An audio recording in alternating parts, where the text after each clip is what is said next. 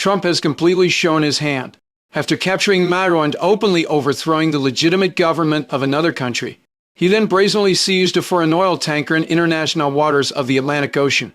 Behind this series of moves lies a threatening statement Trump made to the world after capturing Maduro. The Western Hemisphere is under U.S. control. On the 7th of this month, the U.S. Coast Guard seized a Russian-flagged oil tanker in the North Atlantic. U.S. Special Forces acted forcibly right under the nose of a Russian nuclear submarine, boarding the vessel directly and seizing the tanker, which had recently been renamed the Sailor.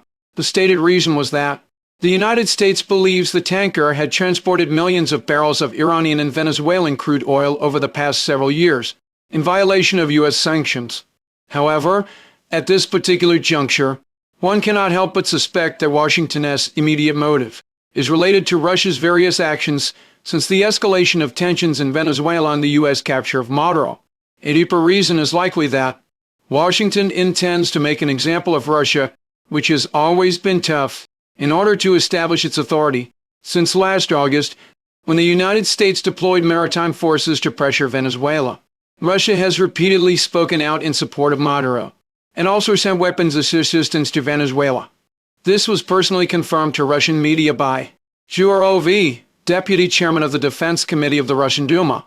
In addition, media reports have indicated that, after tensions rose, the Wagner mercenary group, which has close ties to the Russian government, also deployed to Caracas to provide personal security for Maduro.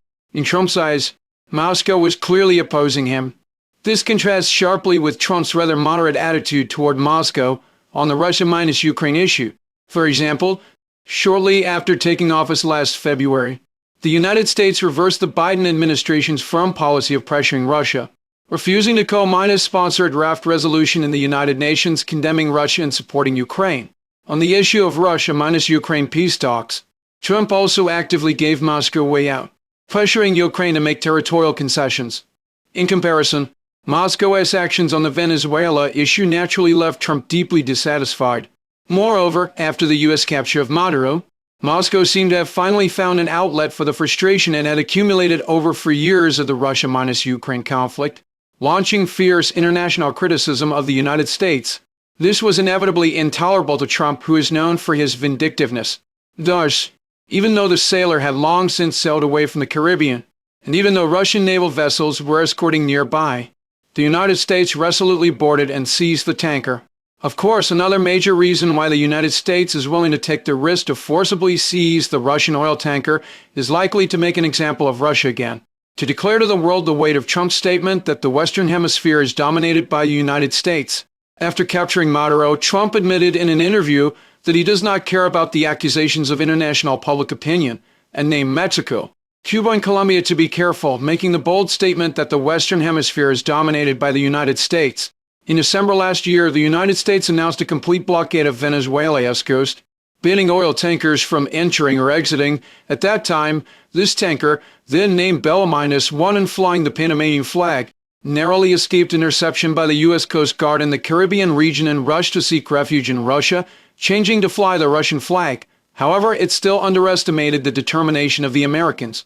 The U.S. Coast Guard chased it for a full month from the Caribbean all the way to the British North Sea, and with the assistance of U.S. Special Forces, boarded the ship directly and seized it. Such a big show of force is certainly not just to seize an old oil tanker. The intention behind the U.S. move is likely to demonstrate to the world that in the Western Hemisphere, the United States calls the shots, and those who violate U.S. sanctions will be punished by the United States. The British Financial Times reported that by controlling Venezuela's oil and successively seizing oil tankers in international waters, Washington has demonstrated strong power to the world. Objectively speaking, the United States' strong-armed tactics have attracted much dissatisfaction internationally, but at the same time have also created great deterrence against small countries.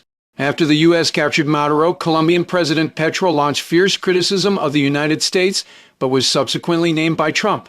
Colombia was immediately put on high alert, sending 30,000 additional troops to the border with Venezuela and declaring the military to be in a state of first-level combat readiness, while at the same time increasing security measures for Petro. Petro continued to exchange tough words with Trump from a distance, but this tough stance did not last long. On the 7th of this month, Petro took the initiative to call Trump, explain their differences, and also requested to visit the United States. It should be emphasized that the timing of Petro's call to Trump occurred on the very same day that the United States seized the Russian oil tanker, slightly later. Since entering 2026, Trump's successive major moves have left the world dumbfounded and directly exposed his America First strategy. In the Western Pacific, the United States has lost its dominant advantage, but in the Western Hemisphere, the United States is working hard to maintain its control.